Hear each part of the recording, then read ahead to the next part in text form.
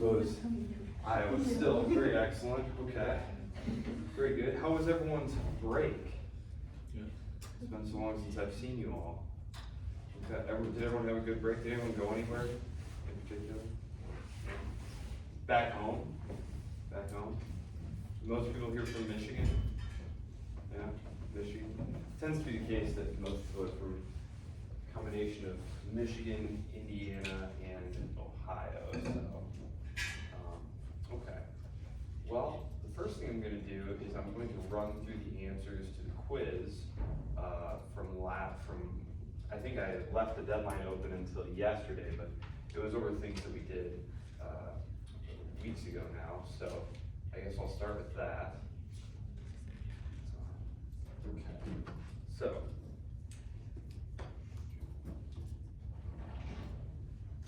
All right. Yep, that was the one. Okay. So how many estates were in the Estates General? That was 3. There was the first estate, which was the clergy, the second estate, which was the nobility, third estate, which was the quote-unquote the commoners, everyone else. And remember, this was dominated by the upper middle class, what we would call the upper middle class. These were the commercial and financial elites who, at this point, we talked about the development of an imbalance of power, and this is something that we're going to be revisiting throughout the 19th century. Today, we're actually going to pan out, and I said that we were going to be able to connect all of our different narratives.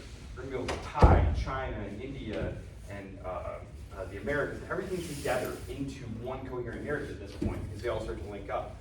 The next lecture, which is Thursday, I am actually going to go back to Europe, because Europe drives the ship of history at this point. If we imagine the world of today being the product of World War II, and World War II being the product of World War I, and World War I being the product of a complex series of interrelated forces that develop in Europe in the 19th century, I feel like it all kind of makes sense why there are going to be several lectures in a row that deal specifically with European events, starting with Thursdays.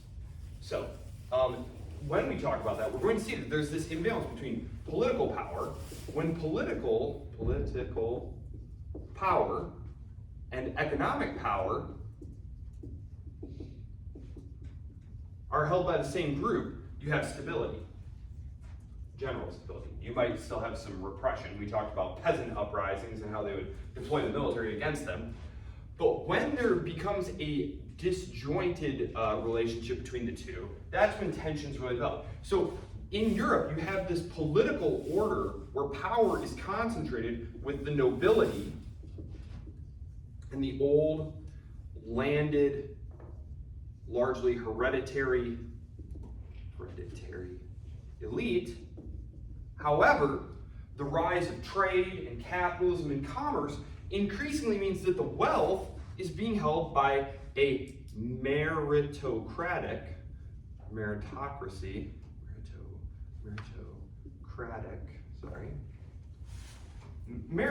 makes good sense to us. We say, okay, the person who works the hardest makes the best decisions, they get the most money, get the best job, etc. That all makes sense to us, but this was not the way it was viewed then. These were viewed as upstart, nouveau riche who should know their place, basically. And they had no business running the affairs of the state. But,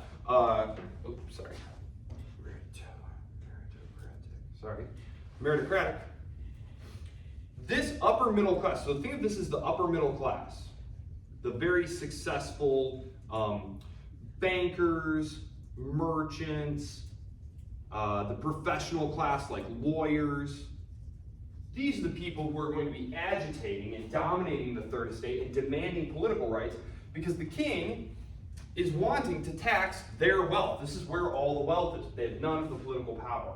And so we're going to see this repeated over and over and over in the 19th century. So, 3 estates.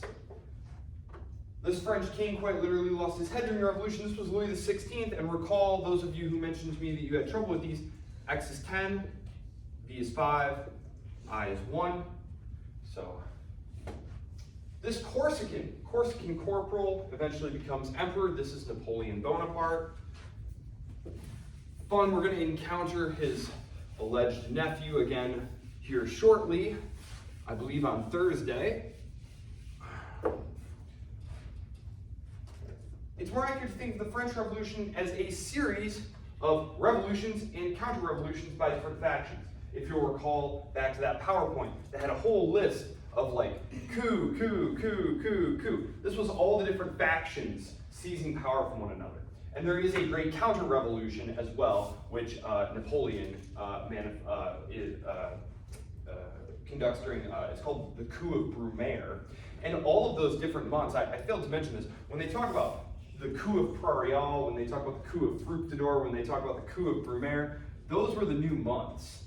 Basically, the revolutionary government decided they were going to do away with the old calendar and the old months, and so these were just names for new months.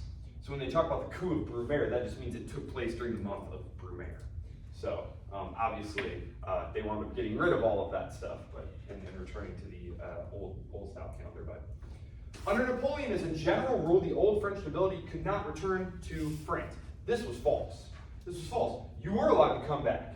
You just had to accept the new order, and you had to buy back any property that had been confiscated. Because, of course, during the Revolution, they had seized all the property from the church, from the nobility, and then you were allowed to buy it back.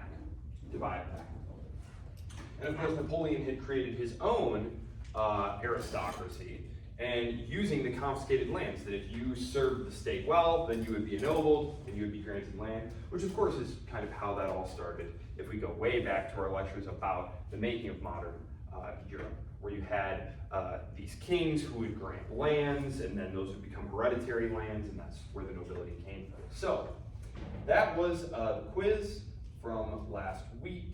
Well, 2 weeks ago. We were on break last week. Does anyone have any questions about any of these questions? You will see all of them again on the second exam, okay, which is in, I believe, 3 weeks, not to worry you. Plenty of time. Okay. All right, well, I shall open this up in PowerPoint and we will get started.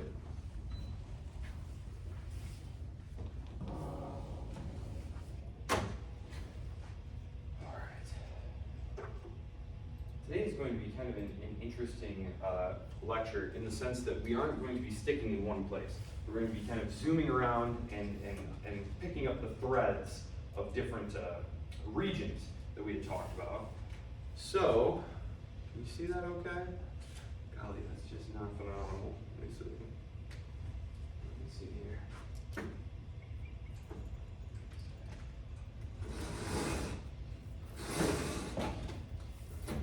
Slightly better. Okay, so I'm going to real quick start with Latin America. So we last talked about South America, Central America, in the context of Columbus, where in Central America we had the Aztec civilization. Just a quick note, because some of you had selected Maya. The Maya were in Central America, but they existed several hundred years prior to the Aztec. Their civilization had been extinct for some centuries. The Aztecs were the ones that Columbus encountered, and they were, well, Columbus didn't encounter them. Cortez. Cortez was the conquistador who encounters them. And then in South America, of course, running along this mountainous spine here, you had the Inca, and these were the ones that Pizarro encountered, just to refresh your memory there. These are settled in a very interesting way. Remember, the Spanish government's policy of colonization was essentially to take the feudal order that had evolved in Spain and transplant it to the Americas. So you would have these hacendados with their haciendas. This was the lord. And the lord had a plantation, a large estate, with lots of workers. And their job was supposed to be to basically treat them like serfs. And there was expected to be that same kind of obligatory relationship, that you would treat them reasonably well, that you would Christianize them, etc. That's the pattern of development that emerges down here. And we talked about this tension that develops over the course of many decades and many centuries between these Creole or Criollo elite people who came from Spain or came from Portugal. In the case of Brazil, remember that's why they speak Portuguese in Brazil today and not Spanish. It's because that was the Portuguese settlement. Remember, when they first discover, quote unquote, the Americas, there's a battle between the two most dominant powers at the time, the Spanish and the Portuguese, over who's going to get to keep it. And the Pope says, I've got a splendid idea, chaps. We're just going to draw a line right here, and you'll have this side and you'll have that side. And this was the Treaty of Tordesillas, another question from your first exam. And remember, everything to that side of the line the Portuguese would get. This is why the Portuguese wind up dominating those early trade routes in the Indian Ocean and establishing trade with China, whereas the Spanish wind up dominating this region. So, and remember the other powers don't care at all about that. They try to interfere as soon as they can. You have this situation developing in Spanish America. I'm just going to call it Spanish America, although note the Portuguese are in Brazil. Between these elites who came from Spain, their families came from Spain, they had been ennobled, given these lands, and centuries pass, and they dominate. They're the ones who dominate all the local commerce, right? They grow all the food. They mine all the minerals. They control all the local government. And you have and then you have these governors, these royal governors coming from Spain to act on behalf of the king. And this is where that revolutionary tension comes from. There's always this tension. Think of it as George Washington. These are the George Washington and Thomas Jefferson and James Madisons of South and Central America. They aren't necessarily that chummy with the royal officials who come over, because the royal officials want to interfere with all of the things that they're doing. And this is a tension that's going to be exploited with the French Revolution. As you can see, we have Latin America here in 1800, and then we have Latin America here in 1830. And you'll notice the explosion of new states. This is the period when all of the Central and Latin American states get formed initially. Because previously, you had these imperial possessions. These were the viceroyalties of Spain, and you see they had them broken up into administrative districts, just for ease of administration. So you had the viceroyalty of Peru, the viceroyalty of New Granada, the new viceroyalty of Spain. Look how massive that is. I mean, at one point, they were all the way up touching the border of Canada. What happens here is the French Revolution, Napoleon. Obviously, I had one lecture. This is a survey course, so I had to zip right through that. One of the things Napoleon does is he invades Spain, and he decides that it would be best if he put his brother Joseph on the throne. Well, when he does this, all of the Criollo elite over here, across the ocean, say, well, geez, we really didn't like taking orders from the old Bourbon king anyway.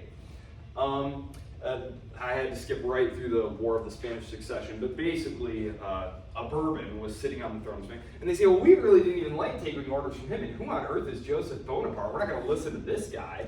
And remember, the Spanish colonies here are completely cut off from Spain.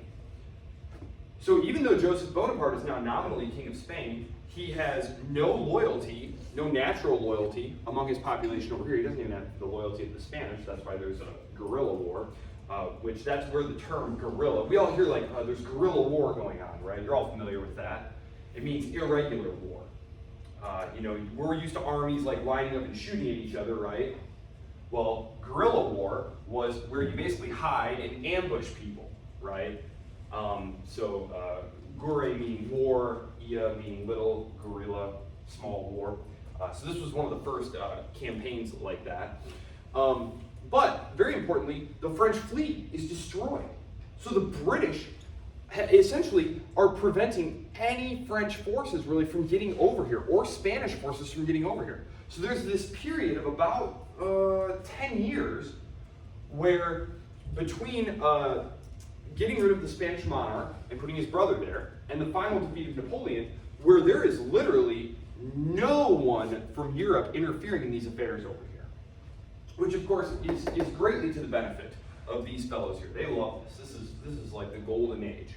Well, when Napoleon is defeated, one of the things that they do is they depose Joseph Bonaparte, obviously, and they put the Bourbon kings back on the throne. And the Bourbon king says, listen, I know you've all gotten used to doing what you want to do, but I'm back. You're welcome. I'm back, and you guys are gonna start paying your taxes again, right? Because of course, tons of money is leaving these areas and going to Spain, but while Joseph Bonaparte is on the throne, they're not sending that money. Who keeps the money? Well, these guys, right? And so the Bourbon king comes back on the throne and says, it's cool, guys, you can start sending the money again. They're kind of like, nah, we're not going to do that. And so the Spanish crown, which is pretty weak at this point, they try to send some armies, but, I mean, look at the area here. This is huge. It was always a mess, just like in North America, right? Once the very weak colonial British army in like a small area like Massachusetts or New York, which like this is orders of magnitude larger. The British still couldn't pacify them. So the Spanish government had no chance of pacifying these areas. It's a little bit of a drawn out process. It takes till about 1822 is really when things hit the fan, because initially there's some liberals. And remember, liberals, that's small L liberals look to be in power in Spain, making some headway, saying, look, king, you can't just come back in and rule like an absolute monarch, like some divinely ordained king who does whatever he wants. You need to provide a constitution. You need to rule like a parliamentary monarch. You need to provide protections for property. You need to have elected assemblies who will vote the taxes and things like that if you want to maintain your legitimacy. And he says, nah, I don't want to do that. And so there's an uprising, and the French government actually sends troops. The new French king sends troops to put them down, and this is kind of the last straw. So this is in 1822-23. They decide, you know what, the Bourbon kings, they're not gonna be good liberals. They're not gonna give us our rights. We should just revolt and make our own governments. And that's where all these countries come from. That's it. This is Latin America in 1830. Obviously, the map looks much different now. There's going to be a bunch of little civil wars, basically.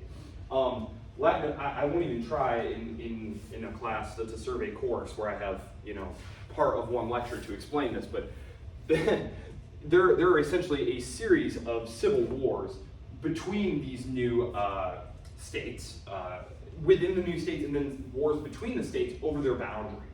But it's essentially all of the old local power brokers. One of the words that you'll see associated with this period, and that you still see associated with Latin American politics, although they mean it as a pejorative, that means a word with negative connotations, is caudillo. This just meant guy on horseback with lots of armed guys behind him. Basically, if you could put a military force together, the area was so large and settlements were so sparse and large concentrated military opposition was so rare, if you could get together a group beside you, you could really do some damage. This is like someone like Simón Bolívar, who was rampaging around in this area here. He never was able to drum up like that huge of a contingent, and yet he was a major power player in the region. And so this is where the Latin American states came from. Basically, there was always that tension between the local Criollo or Creole elite, who ran things and who were of European ancestry, who dominated the commerce, the industry, all that stuff, and the Spanish officials back in the metropole. And when Napoleon Bonaparte interrupts that relationship by putting his brother on the throne, that kind of permanently fractures that relationship. And then when the Bourbon kings come back and try and reassert their authority, the locals revolt, and the Spanish have just no way of pacifying them. Like I said, in some cases it takes a little bit longer. Like the fight in Mexico takes longer, in part because Mexico is just more accessible. As you can see, this is like just the densest, jungliest, mountainiest stuff here. It's just not accessible to you once you get off the coast. Whereas there are mountains and stuff, but it's obvious. You can just see it's narrower, it's flatter, it's just easier to impose authority there. So that's it. That's Latin America. As cool as Central and South America are, I'm not really going to mention them much for the rest of the lecture because they just don't really shape much of the arc of world history. It's the same reason I haven't talked about a place like Korea or Australia, and I'm really not going to. It's a 100 level course. We have to kind of zip right along the surface of 600 years. So there you go. I mean, it is very interesting.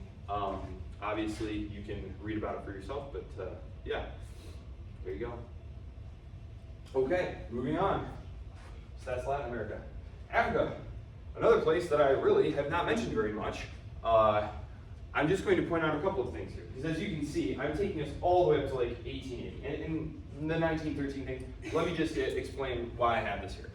So, again, I'm talking about a 100 level course where I'm supposed to be kind of explaining to you how we wound up where we are today. And again, it's just not a story where Africa, the continent of Africa, appears as a driving force of history. So, in 1800, there are very, very, very few European settlements in Africa. Actually, I almost put a map, an old map of Africa up there, but I couldn't find like a good picture of one. But if you looked at a European map of Africa from like 1780 or 1790, it was literally like all blank. Like the whole thing was just like blank in the middle. Like there'd be a little bit of stuff around the coast, around the edge, and then the rest of it was just blank. There's a very famous explorer named Dr. Livingstone who goes exploring up the Congo River and he vanishes for many years. And who is it? Some correspondent goes looking for him and finds him. That's with Dr. Livingstone, I presume. So that's where that expression comes from. But basically here, you had settlements, you had little trading posts. Remember, the Portuguese are sailing around here very early, by the mid-15th century, that is the 1400s. They're setting up trading posts and relations here. A colony is set up down here by Dutch traders. This is where South Africa, white South Africa comes from, is from the Dutch. The British eventually take that from them, like the British tend to do during this period. So there is some settlement here, but there's really not a lot else. Like the major states, the major organizational states, such as Egypt is going to retain its independence until like 1880, I think. And then you have like the independent Christian kingdom of Ethiopia and stuff like that. Again, like it's highly impenitrable. If you ever look at a topographical map of Africa, its topography is really daunting, really incredible. I was actually reading something recently about efforts by the Chinese to like build railroad lines to get access to Congolese minerals there, and just the incredible difficulties that they're encountering even today with modern technology. So you can imagine someone in 1810 or 1820 trying to puzzle like, well, how are we going to build some railroad lines here? Well, you're not. Africa is basically not a huge part of the story driving world civilization from 1500 to the year 2020. In 1800, very limited settlements. The rest of the world is being colonized at this point. I'm going to talk more about colonization in the coming slides when I talk about India and when I talk about Asia and China. And we already talked about Central and South America. They had already been colonized and now it's independent republican states. Africa, there's going to be, though, after a lot of these, so from 1800 to 1880, most of the world is going to be being divided up into colonies. And really, by the 1870s, 1880s, all you have left is Africa. And that's why you get this thing called the scramble for Africa.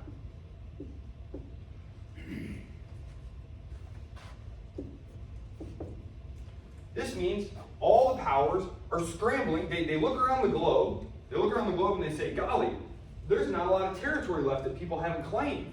We better hurry and run around and plant our flags in as many places as we can to make sure that we lock these up. Part of this is motivated by the emergence of new states. This is something that I'm actually going to talk about next time because it's a big part of the European revolutions. But you have new empires that are being formed. The German Empire. The German Empire is formed in the 1860s and very early 1870s.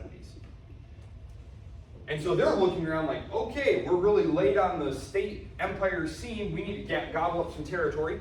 The Italians, that's right, the Italian Empire. The Italian Empire, which is formed it takes a little bit longer here, about 20 years, 1870s. They also look around and say, well, we are a great European power and state, we've got to have some territory too. Previously, in this early period, from about 1800 to 1840, really only the British had a global policy. In the 1700s, remember, in the 1700s, there was a battle for world domination between the British and the French, right? Previously, when we first started talking about colonization and all that different stuff, it was between the Portuguese and the Spanish. Spain v. Portugal. And this is in like, the 1500s and 1600s. But they are rapidly surpassed by the English and the French. And the 1700s is when they have their bajillion wars that bankrupt France and help lead to the revolution. And when Napoleon is finally defeated, this is when you get, to 1815, you get what's called the Pax Britannica. This is the 19th century period of British global domination. No one has any hope of challenging Great Britain during this period. They have unrivaled naval assets, financial assets, they have the largest empire, and they're the only really truly industrialized country. I'm going to talk about industrialization more, talk about the Industrial Revolution on Thursday, because it's one of those things that's driving that tension in European states, right? Because you have this old order that is based on blood and privilege and heredity, inherited status. The Industrial Revolution is interrupting all of this because it privileges go-getters. And it doesn't care who you are, it just cares what kind of ideas you have and what kind of products you're making. It's the beginning of really the acceleration of that commercial revolution that is going to power capitalism into the 20th century. So I will save the Industrial Revolution for then, but really Great Britain is the workshop of the world. That's one of the reasons that they push free trade so hard during this period, is because they're the ones who make all the stuff. So that's one of the reasons that trade is being pushed so hard by Britain during this period. So as these new empires, especially the German Empire, get going, there's going to be a race to grab colonies. Again, but from the period when Napoleon is defeated until really the scramble for Africa begins in the 1870s, 1880s, there's really not a lot of colonial fighting going on. In the run-up to World War I, which breaks out in 1914, we are going to talk a lot about tension over colonies, standoffs over Egypt and over Morocco and things like that, where the French and British will almost come to blows, or the Germans and the French will almost come to blows. During this period, during the Pax Britannica, no one else has a global policy. Spain has Cuba, but no one's really messing with that, and the French have a possession here or there, but nobody's really messing with that. Everyone is busy dealing with their own internal problems. And on Thursday when we talk, you'll maybe see with the constant revolution and social turmoil and stuff, why these other powers weren't as concerned with what was going on in the rest of the world. They were more concerned with trying to keep their states together and reform them internally. So I don't know that I'll talk a ton about the scramble for Africa, other than to say that they started dividing it up in an attempt to avoid warfare over these colonies. There is some tension over the Mediterranean. The Mediterranean is up there. That's the blue at the top.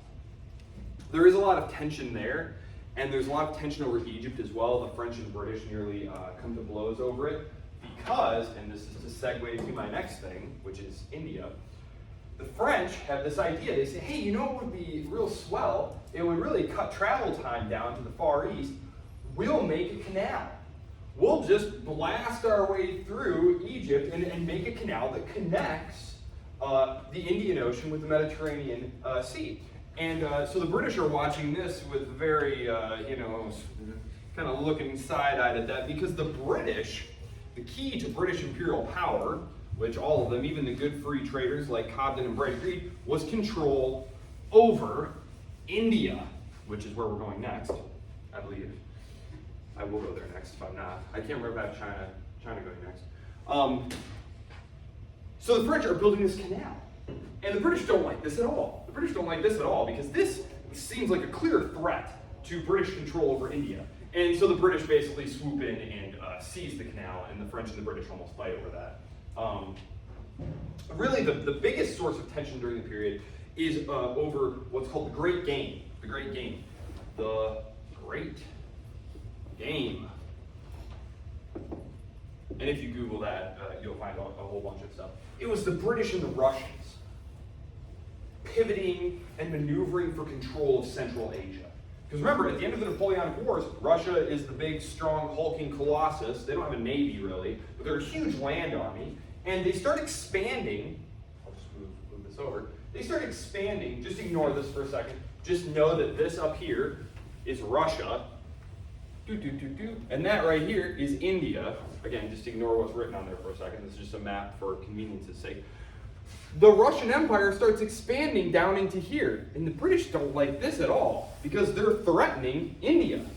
And so there's this game, The Great Game is basically a fight for influence in this area, what today we call Afghanistan.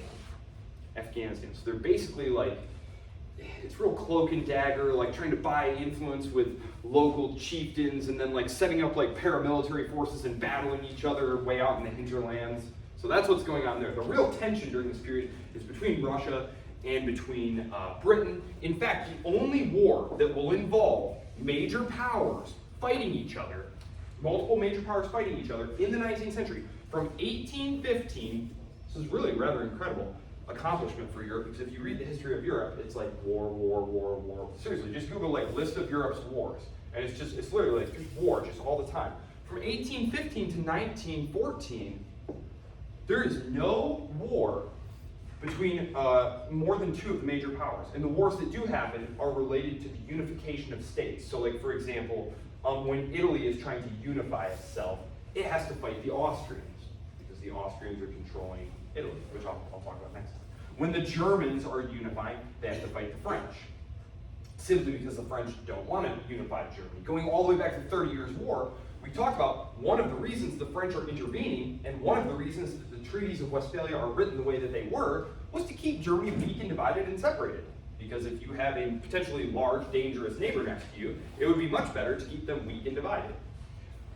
During this period, there's only one major war, and it's the Crimean War. This is the Crimean War. I'll sit back to my handy-dandy map. Let me see, do I have a good map here for this? I wasn't planning on mentioning this, but I suppose I will mention it, just as long as I'm here. Yeah.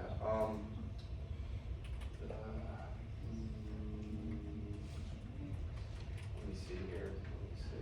Okay, so right here. Okay, so I'm going to zoom in a little bit so you can see. Part of this, does anyone like follow the, I have to ask you guys this, do you guys like follow what's going on over in like Ukraine and stuff? Like the war? Okay, well this kind of, it's in the same area here. So this right here is called the Crimea, the Crimean Peninsula. And it was part of Ukraine. It was seized by Russia. The Russians had fought for centuries trying to get down into this area. If you remember our lectures on Russian expansion, they were trying to get down here because they wanted access to the Black Sea. Because from the Black Sea, you can sail through these very narrow straits here into the Mediterranean and get out into the ocean. The Russians just didn't have warm water ports. Well, the British see this happening in the 1840s, and they don't like this at all. First of all, the Russians are expanding into Central Asia, threatening India. Now, they're moving into the Black Sea. Soon there's going to be Russians all over the Mediterranean. And so the British decide this is totally unacceptable. And so they go to war with the Russians, with the help of the French, on behalf of the Ottoman Empire, Turkey here essentially, to help keep the Russians out of the Black Sea and out of the Mediterranean. And so it's called the Crimean War, and it's a really kind of nasty, bloody affair. Anyone, Florence Nightingale, the nurse, the famous nurse? This is the war that she became famous in. it was a really, not a cool war. Most of the fatalities were from like illness and, think Civil War. Like guys would get shot and it's like he's shot in the arm and it's like, well, he's a goner, because there's going to be infection and stuff like that. That's basically what you're dealing with here. Interestingly, there was a much higher rate of mortality among British soldiers than French, because the French were luscious. They drank wine. They didn't drink water. Whereas the British who were trying to drink water were dying of because the water had bacteria and stuff in it. Whereas the French don't drink water, just drink straight wine from the time I wake up to the time I go to bed. So it's just funny. I've read books about it, and there was a much higher mortality rate among British soldiers because they were much more sober Protestants. So there you go. But that's it. That was the war there.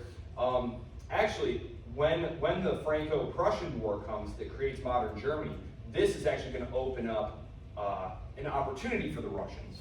And one thing, if you start to learn more about history, and especially if you get into geopolitics means the relations between states. States are always looking to increase their advantage. So increase their power.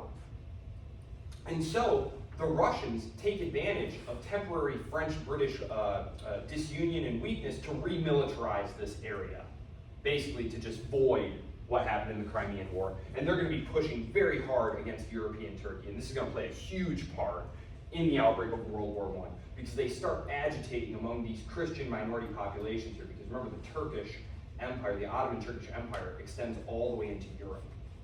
All the way into Europe. And we'll talk about that a little bit here in conjunction with, let me put this back here. I'm going to skip over China for a minute. India. Yes, India. Okay, so I want to say two things. Very quickly here. The first relates to the area of Persia, right up here, modern day Iran. Just to kind of give you an illustration of how to think about global interactions. So you have things going on like the 30 Years' War in the Holy Roman Empire. The Holy Roman Empire is having to fight off challenges by the Ottoman Empire, but the Ottoman Empire is having to fight off challenges from the Safavids here in Persia. And so when you start to read about these things and think about these things, like, well, why was the Holy Roman Empire able to divert so many resources to one area rather than another? You have to look and say, well, what kind of threats were the Ottomans facing on their different frontiers? The Safavids, they're going to collapse in 1722. There's going to be an incredible period of political instability, and it's going to lead to the rise of a very weak and factionalized region. And this is another thing, when we talk about European colonization of these areas like China's sphere and of Central Asia and India, what we have to realize is that there's just so many contingency. Basically, had things happened at a different period than they did, maybe things don't go the way that they did. But one of the reasons that the British and Russians are able to so easily penetrate Persia and divide it up among themselves, because that's what they do. That's how the British and the Russians wind up solving their dilemma, is they say, well, look, why don't we just agree that we'll have a buffer zone? We'll have a buffer zone. And we'll just divide Persia between us. You'll have this half, or you'll have this third, we'll have this third, and then in the middle, we will just leave the Persians to govern themselves as a buffer zone between us. And this is how they wind up resolving this tension. So that's, but had there been a strong, unified, modernized Persian government there, able to fight, would that have happened? Question mark. Don't know. That's not what happened. So, the same thing with India. Had India not been in a period of very weak political fragmentation when the British are trying to colonize it, would the British have been able to colonize it? Again, question mark. Don't know. That's not how it happened. But it's just to say that history could have been different, perhaps. But that's what's going on in Persia, in Central Asia there, is you have the decline and fall of that large Safavid empire there, the successor empire to the Sassanids. So for centuries, basically a millennia, because if you go back and read the Roman texts, who's familiar with like Julius Caesar? Oh, is it March 15th? Almost March 15th. Okay. You guys are familiar with like Julius Caesar, the play? The Ides of March, beware the Ides of March. Julius Caesar, the Roman, he gets stabbed. Oh, okay, well, okay. Nope, not gonna do that. Okay, so, well, if you're interested, you can read this play by Shakespeare about the life of Julius Caesar. And one thing that makes me always smile is I think about the fact that, like, okay, like 80 dudes, 80 senators agreed, we're gonna show up tomorrow at work at the Senate House, and we're gonna stab Julius Caesar because he's a tyrant. But only like 20 dudes actually did it. You know, even back then, you just couldn't count on all the members of a group project to pull their weight. You know what I mean? It's a joke, but I found this really cool pen holder for your desk, and basically it's Julius Caesar from the front, but in the back there's all these holes for you to stab your pens into to hold them. So, anyway, beware the Ides of March. He gets stabbed on March 15th. Anyway, he's preparing a massive military campaign to go invade Central Asia. Because that's what you did when you were a Roman general. You get an army and you go invade stuff because that's you plunder it and that's how you get rich. Back then it was the Parthians, and then you had the Sassanids, and then you had the Safavids. So for over a millennia, there had always been a really powerful, strong empire in the heart of Central Asia. But as the Russians and the British are entering this area in the 19th century, this isn't the case. It's brought by internal conflict and division. And this is always going to benefit outside powers because they can play the powers off each other to their own benefit, which is exactly what happens. And that's all I'll say about Central Asia because, again, it just doesn't really drive the cart of history from 1500 to where we are now. It features mostly as a minor tangential player, and really, I probably won't mention them at all until like the last week of lecture where I'm trying to explain how we got to today, where if you turn on Fox News, you'll find that Iran is super duper dangerous to us and we need to go bomb them and stuff, which of course we don't. And I'll explain to you why that all happens in terms of the Iranian Revolution and how the modern Iranian state was created. But that's all I'll say about Central Asia, the old Persian Empire, which becomes Iran for now. Instead, we'll go to India, which again, we were just talking about the Persians, which are up here, right? The Persian Empire, the Sassanids, and then the Safavids, and now all the feuding different clans there, which of course, remember, one of your questions that was on your first exam, and which again is on your final exam, because I just think it's really important for understanding the world today, is this is the home of Shia Islam, the minority sect of Islam.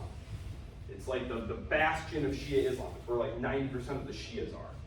There's some in Lebanon, there's some in Syria.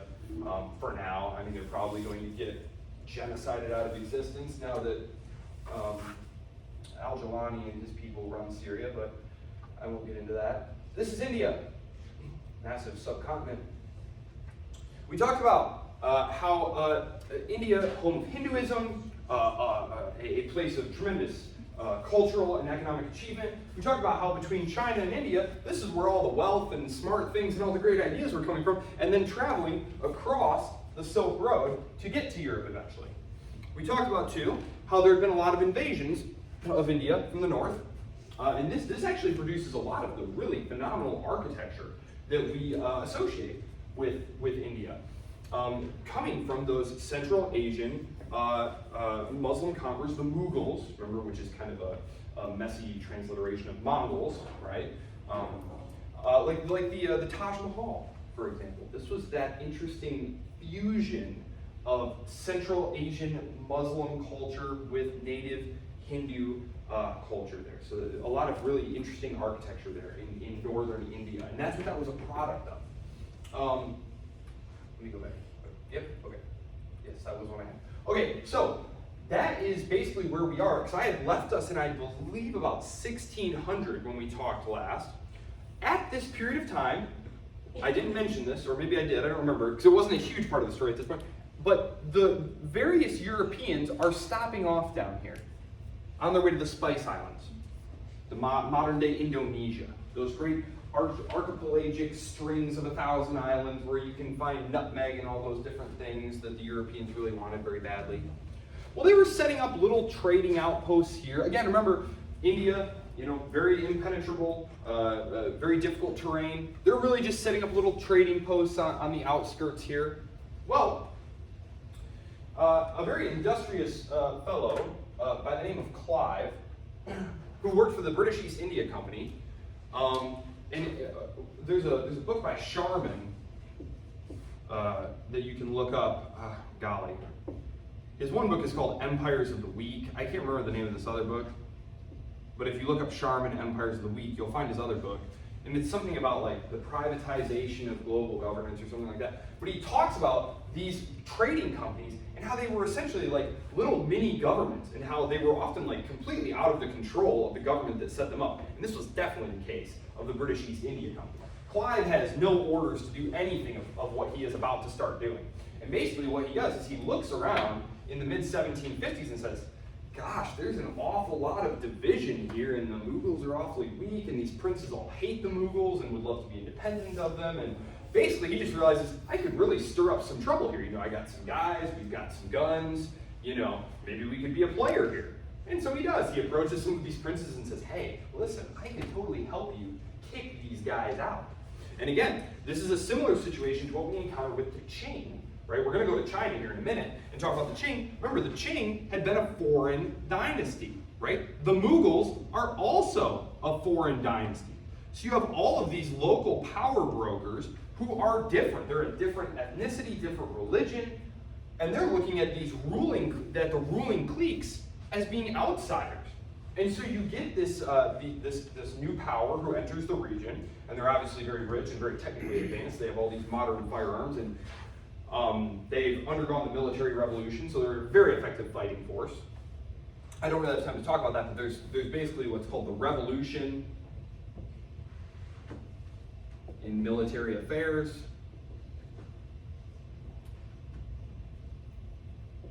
Also known as the military revolution.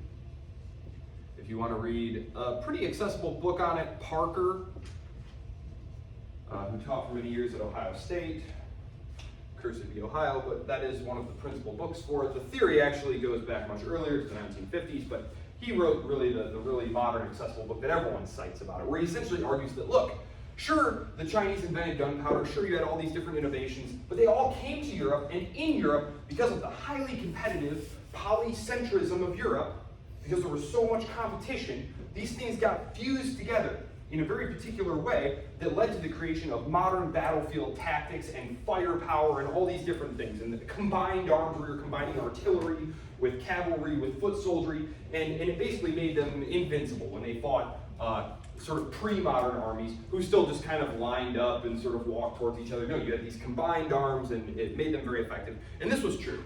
This was true.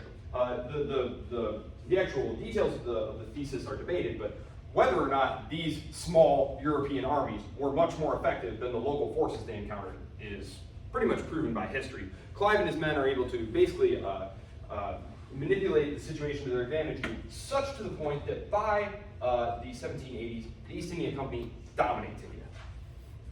You have a company of several thousand people who now basically are governing much of India. Now they're doing it through an informal network of relations. Remember those princes I talked about? They help them throw off the Mughals, and then they say, okay, listen, we are basically going to help keep you in power and stuff, and we're not going to mess with you, but you're part of our sort of tributary system now.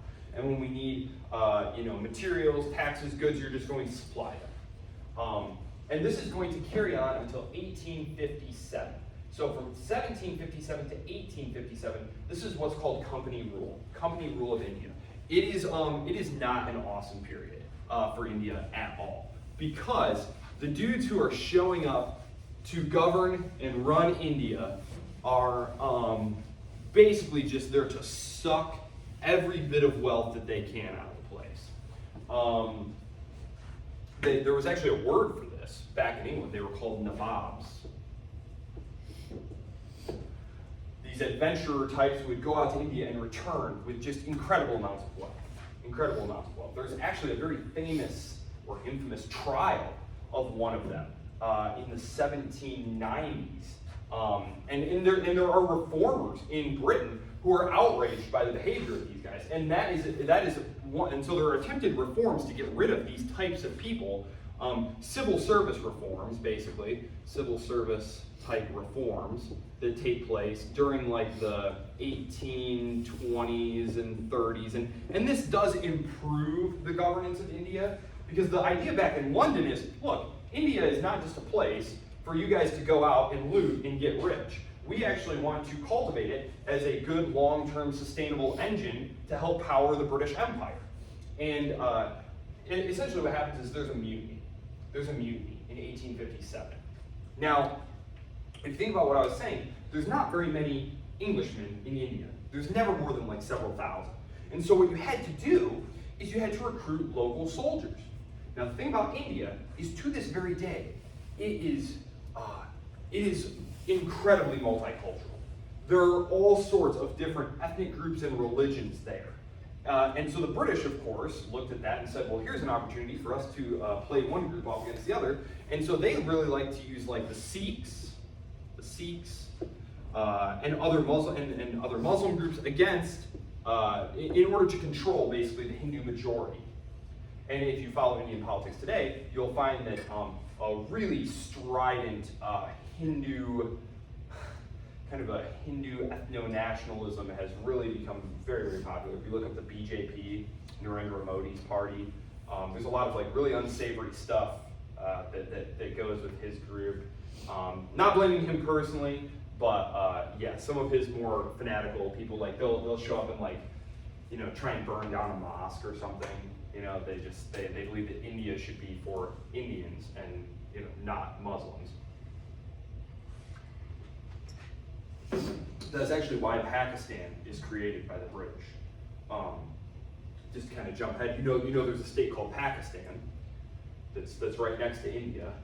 Well, if you look at this map, you might be like, well, wait a minute, India doesn't look like that today. That's true, and it's because the British, as they were getting kicked out after World War II, just to jump ahead a tiny bit, they said, well, geez, we're worried that the Muslims are going to be mistreated here, because the Muslims had always sort of, as a general rule, it's a 100-level course, as a general rule, the Muslims had been the ones who had helped support the British Empire. Not only during the 19th century, but during World War I and during World War II. And they said, well, gosh, if we leave them here in India to be dominated by the Hindu majority, they're going to be mistreated. We're going to make them their own state here. And that is why India looks like that today. And that became Pakistan. And there used to be West and East Pakistan, but those broke apart, and now we just have regular Pakistan here. So that's where that came from. So, yeah, and this all goes back to the British Empire, because they were playing these groups off of each other in order to secure their rule. The British Raj, after this mutiny happens because, oh gosh, what was it? Oh yes, new rifle cartridges, and a rumor was going around that they were greased with beef or pig fat. And the thing about these cartridges is, before you put them in the rifle, you had to bite them. Okay, so this is problematic because of the dietary restrictions that were imposed, that are still followed by Muslims and Hindus. Specifically, you can't eat beef or pork, right? And so the idea that you're putting this animal fat in your mouth is seen as profane, irreligious. And so the British officer, like, he's got some guys who won't do it, and so he like has them whipped as punishment. Military discipline back then was like super horrible. It's why they had to like force you into the army. Like, no normal British person was like, yay, I'm gonna join the British Army. No, they'd like empty out the prisons or like, you know, force you into it. They'd flog you and stuff. It was terrible. But so the Indian troops, essentially over the course of the night, after these guys get whipped for refusing to use these profane cartridges, decide, let's just rise up and kill these British. There's only a few of them. And so this huge rebellion explodes, and the British are very nearly knocked out of India. They do eventually put it back down. Some of the princes stay loyal. But the British say, look, we're done with company rule. We're going to set up rule by London. Nominal rule by London. Again, it's more complicated than that, but for the 100-level course, think of this early period, 1757 to 1857, as being ruled by the East India Company. From 1858 until 1947, when the British leave India, that's ruled by London. It's called the Raj, the British Raj. And this is when you actually have governors coming from London instead of just being ruled by the company through their informal network. So That's India. And very interesting, you'll hear like British imperialists, people today like Neil Ferguson, for example, if you're familiar with him. He's at the Hoover Institute. He's written like 1 billion books. He's on TV all the time. Same with Neil Ferguson. I think actually now he has American citizenship as well. I think he's a dual citizen. But his like great uncle or something was like actually one of the like Indian imperialists and stuff. So he's still like a like an actual like living British imperialist. He will argue that like the British made modern India. That India didn't exist before the British got there. There was no sense of common Indian national identity. And I think to an extent he's correct, because what we come to know as modern Indian nationalism is formed in opposition to British rule. Nothing brings you all together like hating the same person, right? Like, if the British aren't here, we all feel very different from each other, and maybe we fight with each other. But when the British are here, we all can hate them together, and our own local differences don't seem as important. And that's basically what happens there. So India, will we see India again? I will definitely talk about India in the context of our decolonization lecture. And we'll talk about the horrifying violence that accompanies the creation of modern India. There's a huge bloodletting. Millions of people get killed. Because as soon as the British leave, it's actually the British are like literally, the ambassador, or the last viceroy of India talks about like being on the docks and like already being able to hear people getting killed, because basically it was just a free-for-all.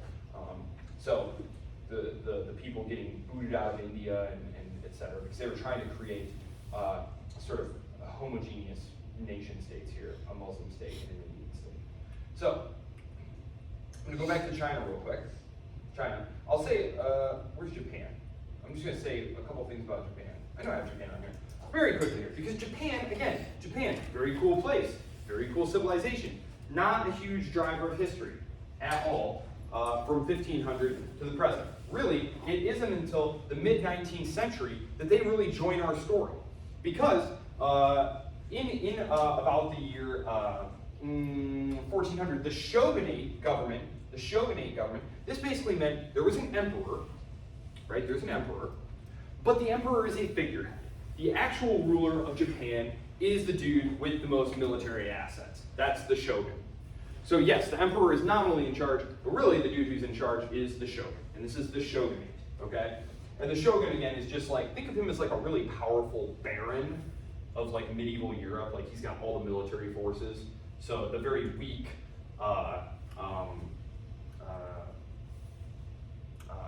feudal king, we talked about feudal kings in Europe being very weak. That's the same situation here in Japan. Very, very weak emperor, very, very powerful lords. The most powerful lord, the shogun, basically runs the show. When all these European traders start showing up in the area in the 1500s and 1600s, the shogunate decides this all smells like trouble. They're trying to bring these foreign religions in, like Christianity. They're trying to introduce all these new ideas and inventions. Dangerous, shutting it off.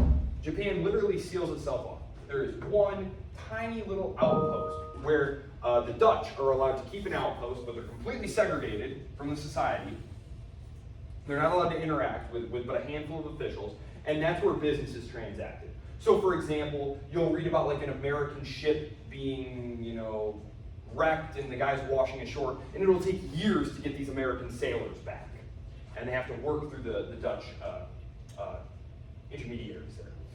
However, remember, in the 1850s and stuff, the Europeans are really starting to get a lot more forceful in trying to open up the rest of the world. Well, the Americans,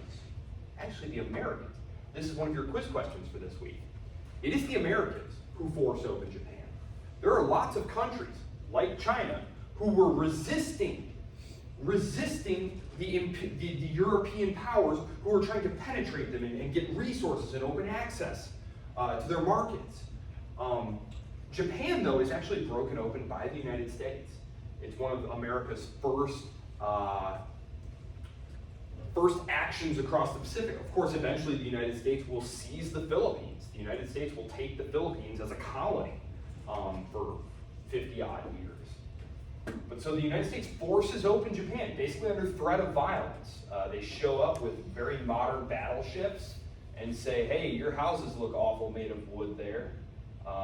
Be a shame if something happened. We'll give you a little bit to think about it. And that is really what happened. They basically showed up, made a demonstration of force, like, yo, you really do not want us to get serious with you. All right, we'll be back in 1 year. You better have an answer for us.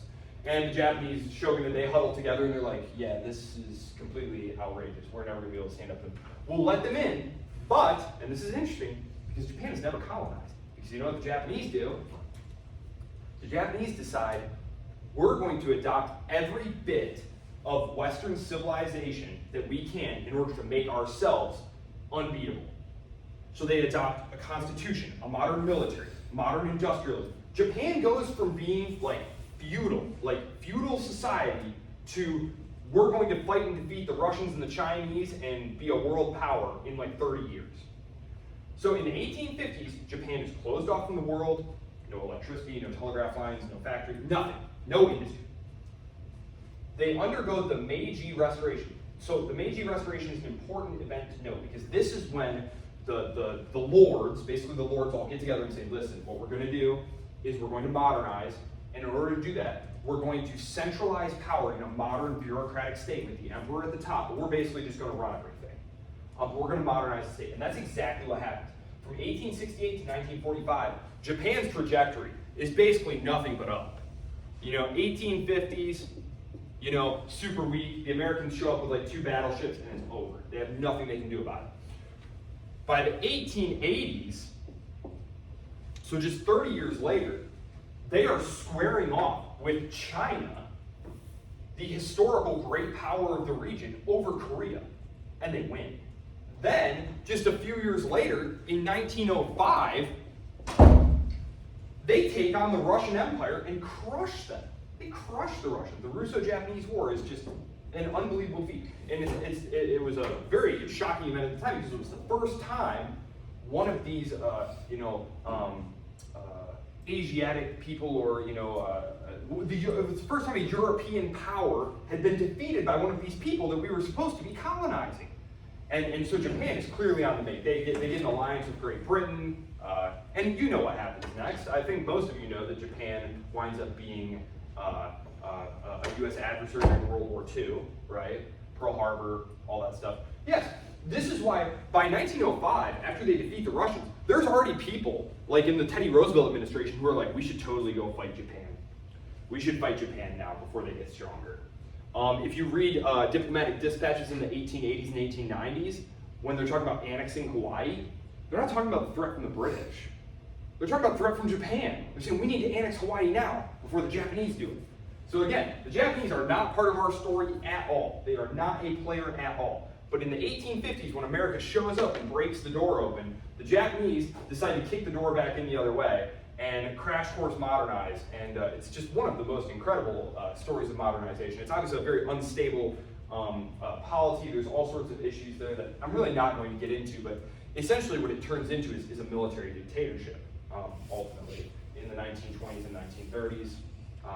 And it, of course, becomes a primary adversary of the United States for control of the Pacific. So that's where I'll leave Japan. They are a major player. We will talk about them in the run-up to World War I because they are an active player. Not an active player is China. Remember, for almost all of history, going all the way back, if the arc of world history, in terms of relative power, were stretched out from like the year 800 to the year 1800, the most powerful country, here's England. So here's the line. Here's England, it's hanging out down here. Here's France, it's kind of like, China is way up here. China is killing it the whole time. China is the richest, most powerful, most advanced country on earth. Well, in the year about 1800, they start to dip. And they're going to keep dipping. And they're going to go as low as it is possible to go. So, the Ming Dynasty, just to refresh your memory, this was the Ming Dynasty. This was the last ethnically Han Chinese dynasty. Remember, they had been supplanted by the Qing Dynasty, which was one of those northern invasion armies here coming from the north. This is when the Chinese territory is going to get the biggest. I mentioned this. But it is a foreign dynasty. It does not command a lot of natural loyalty from the ethnically Han Chinese population here. I mentioned this last time. Yeah, there's like 80 different ethnic groups and stuff in China, but like over 90% of the population is ethnically Han Chinese. It's just going to be a problem if you do not have the loyalty there. Trouble on the horizon, we talked about this. In the 1760s, the Chinese emperor bans foreign merchants. Recognize these are a destabilizing presence in the country. They're importing things like Christianity and opium and all of these new ideas and things. Britain, China bans the import of opium. There's a Buddhist rebellion that's going on. So peaks in the late 17th century, or late 18th century. So the late 1700s, right as America is being founded, this is when the Chinese Empire reaches its greatest territorial extent. It's massive. I mean, just look at this thing. It's huge. I mean, look at this thing. It's all the way down. And these parts in orange are nominally independent areas, but they like pay tribute to the imperial government. So they're like tributary states. They're vassal states. This is down here you have like modern day Vietnam. This of course is Korea. This is Central Asia. So they're cutting into like the Persian chunk there. So it's going to be beset by a combination of vast population growth. What's the problem with vast population growth? That's a good thing, right? Not if you don't have modern agriculture. Not if you don't have modern agriculture. Instead, what happens is there's a huge food shortage. People start dying of starvation. Economic problems, corruption, rebellions, and foreign intrusions. So the rebellions are things like, I talked about the White Lotus Rebellion. That was a Buddhist rebellion. There's going to be a horrible rebellion called the Taiping Rebellion, which is going to take decades to put down, and an estimated like 20 or 30 million people get killed.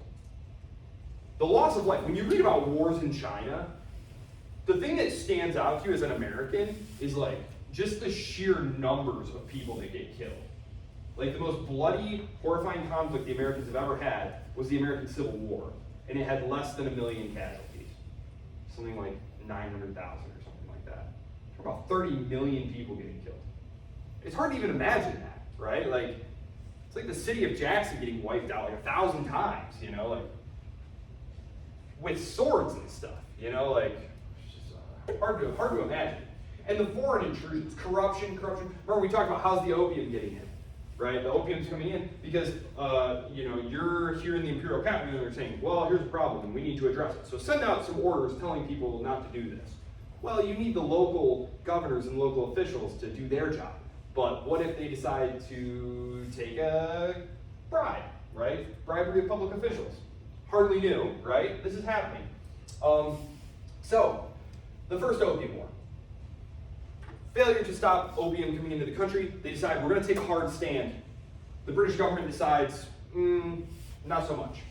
They basically sail some gunboats up the river and blast a few things, and the emperor and his court are kind of horrified because the British at this point have created exploding shells. So I mean, they fire it. It's not even like a cannonball anymore. It's literally like these things explode like modern artillery, and these are like wooden structures. Things catch on fire. Horrifying splinters flying everywhere. Think of like shrapnel. It's horrible. They very quickly capitulate. These treaties are imposed upon the court. Basically, the British show up with this list of demands, and they're like, this is what you're going to be signing if we are not going to be continuing to go to war. These treaties are imposed. The imperial government, which is struggling from all of these other problems, including rebellion, feels like it has no choice other than to accept these treaties. What the Western powers wanted, this is a quiz question. They wanted most favored nation status. That means they want the most favorable trading relationship possible. Most favored nation status means, let's say we have a special trading relationship. We're very cool. And so I say, look, I'm only going to charge you 5% tariffs. You'll only charge me 5% tariffs, and that'll be cool. Everybody else, 20% tariffs. I really don't like you, so 50% tariff. No, most favored trading status means that whatever country you have the best trading relationship with, 5%, now we get that too. So that's what they want. Then they want extraterritoriality, and this one's really insulting to the Chinese. And just imagine, what extraterritoriality means is, I'm a British sailor, and I am walking around Peking or something, and I steal something from a local vendor, and everyone says he stole it, arrest that man. No one can arrest me, no one can try me, except fellow British people. So the British are allowed to set up court there, and any British person who's accused of crime is brought before a British court. He's only under British jurisdiction. So the Chinese don't even have sovereignty. They don't even have authority over their own territory. That's what extraterritoriality means. Missionary access. The imperial government really didn't want Christian missionaries running around spreading these new radical Christian doctrines among the population. Now there's going to be free access for missionaries. So this is what they want. And they want more treaty ports. Just like the Japanese, there had only been a couple of places that you could go if you were a foreign trader. And you had to stay out. You had to stay at this little outpost off the coast, one of those little islands, and there'd be special administrators who dealt with you, and you weren't allowed to go ashore and stuff, and it was all very tightly controlled. They say, we want more of these ports, we want more access for trade. The Second Opium War is essentially what happens here is the Chinese government, the Qing government, doesn't really want to actually comply with these treaties because these treaties were imposed on them. And so they kind of feel like, well, maybe we can resist these treaties and push back a little bit. The Second Opium War is really just fought to make sure that the initial things that they wanted out of the First Opium War, all the things I just mentioned, start to happen. So there's an Opium War. The British and the French combined win. They impose these treaties. The imperial government isn't really complying with these treaties, so the British and the French and the Russians and the Americans, yes, the Americans were involved, they come back and say, oh no, you really are going to do these things. And so that is the Second Opium War. Background to this, multiple rebellions. Just look at all of this rebellion. And attempted coups. This all seems very stable, right? And so that's when I say that the Chinese are going to literally fall off the cliff. They refer to this period of basically 1842, let's just call it 1850. 1850 to 1950, they refer to this as the century of humiliation. That they were weak, that they were preyed upon, that they were beaten down, taken advantage of by everyone. And that this was kind of a singular event in the history of Chinese civilization. So, yes, pretty incredible. Multiple defeats, destructive wars. The Sino-Russian War, 1858, Sino-French War. That's when you ever wonder, how did the French wind up in Vietnam and then we wind up in Vietnam? How did that all happen? Well, it was right here. The French came over and were like, that's a nice looking territory you got there. We'll take that off your hands, and that's how they wind up in Vietnam. Sino-Japanese War, the Sino-Soviet War, the Second Sino-Japanese War. This is the one right here that, this is the one that runs up into World War II, right here. So when the Americans are island hopping their way across the Pacific, most of Japan's military is stuck on the Chinese mainland fighting this horrifying ground war that kills 30 million people. The unequal treaties, these are all the treaties that are imposed on them, including right here, right here. Okay, so right here, this is the treaty of Shimonoseki. This one right here, and then Japan's 21 demands. These right here, Japan, I already mentioned, Japan is becoming a rising power. Well, what do rising dominant powers do during this period? They go get some colonies, right? But Japan looks around the world and they say, well, geez, if the Germans were late, we're really late. What are we going to do? And so they look around and they say, well, the British, like us, are an island that is rather deficient in natural resources. What did the British do? Well, they went and conquered India, and then they sucked the resource out of it. They look around, they say, there's China. It's right next door. We'll just make China our India. And this is what's going on here. They're essentially trying to carve out a sphere of influence in China, right here, and that's what's going on there. And they seize, so I'll leave it right here, World War I, because this is where I want to leave the other areas of the world, because World War I is what creates World War II, and World War II is what creates the world today. So I'm going to leave these places all here to return to Europe on Thursday to move us towards World War I. And so what I'll say here is Versailles. Versailles, right here, 1919. This is where the Allies, the winners of the First World War, get together and decide what to do with all the losers. Japan was on the Allies' side. Remember, I mentioned that in 1905, when the Japanese defeat the Russians, the British had decided that they were going to sign a treaty of alliance with Japan. Seemed like a good sporting idea there to kind of help encircle the Russians with two big naval powers there on either side. So when World War I happens, the Japanese say, well, yeah, we'll be on your side. All the fighting's going on in Europe. We'll just take these couple of German colonies here. So that's literally what the Japanese do. The war breaks out, and Japan and Germany has I think 3 colonies in Asia. And so the Japanese just sail over and take them and are like, all right, we did our bit. We'll see you at the peace conference. One of them, though, is the Shandong Peninsula. It's part of China, obviously. The Chinese say, listen, allies, we are willing to help you defeat your enemies in Europe. The Chinese send tens of thousands of laborers to help dig trenches and man factories, and they say, in return, will you please just give us our territorial integrity back? Don't let these foreign powers take our land and our stuff, just let us be by ourselves. And they say, okay, great, sounds good. Woodrow Wilson says, A+, guys, sounds good, we'll do that. Well, at Versailles, the Americans and their allies renege on this deal. And they renege on this deal because the Japanese say, listen, we're not going to join your little League of Nations project.